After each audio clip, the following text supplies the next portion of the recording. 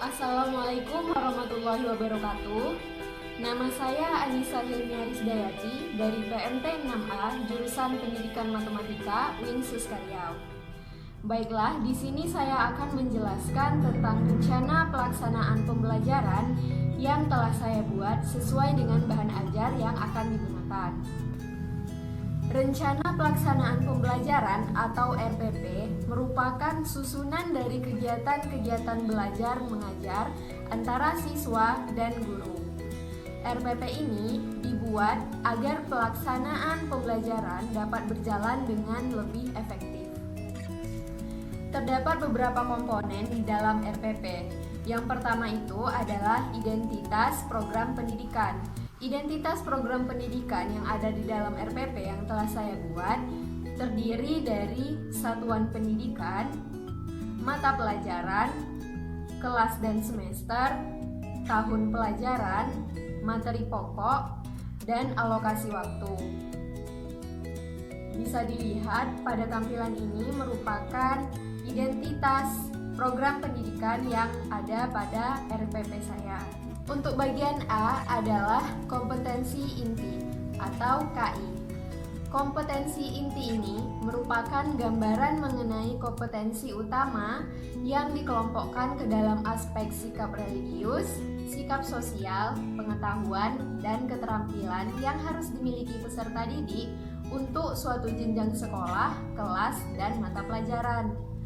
Kompetensi yang ada dalam RPP yang telah saya buat ada 4, yaitu untuk KI 1 termasuk pada aspek sikap religius, untuk KI 2 termasuk pada aspek sikap sosial, KI 3 adalah pengetahuan, dan KI 4 adalah keterampilan. Selanjutnya pada bagian B yaitu kompetensi dasar atau KD.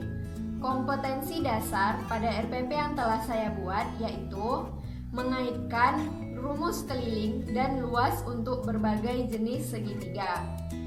Selain kompetensi dasar, juga terdapat indikator pencapaian kompetensi atau IPK. Untuk IPK yang ada dalam RPP saya yaitu untuk 3.11.1 menemukan konsep keliling segitiga. 3.11.2 menemukan jumlah sudut-sudut pada segitiga. 3.11.3 menemukan konsep luas segitiga. Indikator dan KD ini boleh dibuat sendiri, akan tetapi harus berdasarkan kata kerja operasional. Selanjutnya pada bagian C yaitu tujuan pembelajaran. Tujuan pembelajaran ini dibuat sesuai dengan indikator pencapaian kompetensi dengan menggunakan kata kerja operasional yang dapat diamati dan diukur. Nah, di sini terdapat 3 tujuan pembelajaran. Yang pertama, siswa dapat menemukan jumlah sudut-sudut pada segitiga. Yang kedua, siswa dapat menemukan konsep keliling segitiga. Yang ketiga, siswa dapat menemukan konsep luas segitiga. Pada bagian D, yaitu materi pembelajaran. Materi pembelajaran pada RPP ini adalah keliling dan luas pada segitiga. Selanjutnya pada bagian E, yaitu pendekatan dan model pembelajaran. Pendekatan dan model pembelajaran ini digunakan untuk mewujudkan suasana belajar dan proses pembelajaran agar peserta didik mencapai KD yang disesuaikan dengan karakteristik peserta didik. Pada RPP yang telah saya buat, yaitu menggunakan pendekatan saintifik, model pembelajarannya yaitu discovery learning, dan metodenya yaitu ekspositori, diskusi, tanya jawab, dan pemberian tugas. Selanjutnya pada bagian F yaitu media dan alat pembelajaran yang berupa alat bantu proses pembelajaran untuk menyampaikan materi pembelajaran. Media pembelajaran yang digunakan yaitu tayangan gambar dari PowerPoint dan printout gambar yang sesuai dengan materi. Sedangkan alat dan bahan yang digunakan dalam pembelajaran yaitu laptop, infocus, origami, gunting, pena, dan penggaris. Pada bagian G yaitu sumber pembelajaran.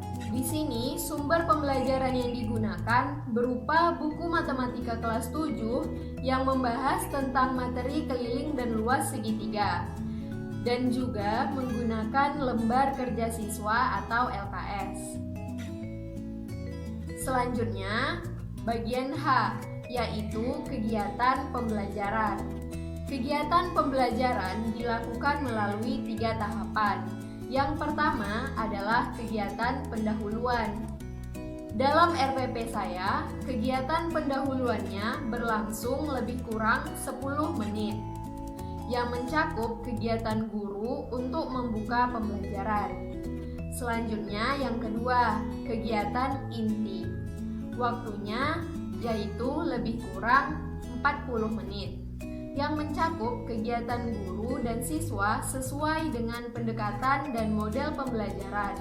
Ada tahap mengamati, ada tahap menanya, ada tahap mengumpulkan informasi, menalar, menyaksikan video dengan membuka link atau scan barcode yang ada pada LKS, dan yang terakhir mengkomunikasikan dan mengerjakan soal latihan.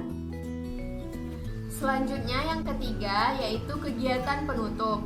Waktunya lebih kurang 10 menit. Dalam RPP yang saya buat, kegiatan penutup yang dilakukan salah satunya yaitu guru memberi penguatan terhadap kesimpulan yang dibuat oleh siswa sampai dengan menutup pembelajaran. Yang terakhir adalah bagian I, yaitu penilaian hasil pembelajaran. Penilaian pertama adalah penilaian afektif. Teknik penilaiannya yaitu observasi, bentuk instrumennya yaitu lembar observasi, dan kisi-kisinya dapat dilihat pada gambar berikut. Penilaian kedua adalah penilaian pengetahuan. Teknik penilaiannya yaitu tes tertulis. Bentuk instrumennya adalah uraian. Kisi-kisinya sesuai dengan materi yang ada pada LKS dan pedoman penskorannya seperti pada gambar yang ada di sini. Untuk penilaian ketiga adalah penilaian psikomotorik. Untuk teknik penilaiannya yaitu observasi, bentuk instrumennya lembar observasi, dan kisi-kisinya seperti pada gambar berikut ini. Dan penilaian terakhir adalah penilaian kinerja. Dengan teknik penilaiannya kinerja, bentuk instrumennya lembar observasi, dan kisi-kisinya seperti yang ada pada gambar ini. Selanjutnya di atas ini merupakan video yang dapat diamati oleh siswa dengan membuka link atau men-scan barcode yang ada dalam LKS mengenai media pembelajaran dan langkah-langkah yang dapat dilakukan dalam menemukan jumlah sudut pada segitiga.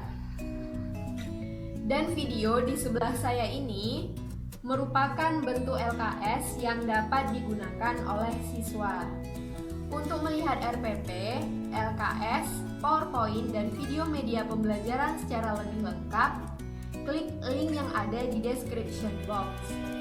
Semoga bermanfaat. Terima kasih. Assalamualaikum warahmatullahi wabarakatuh.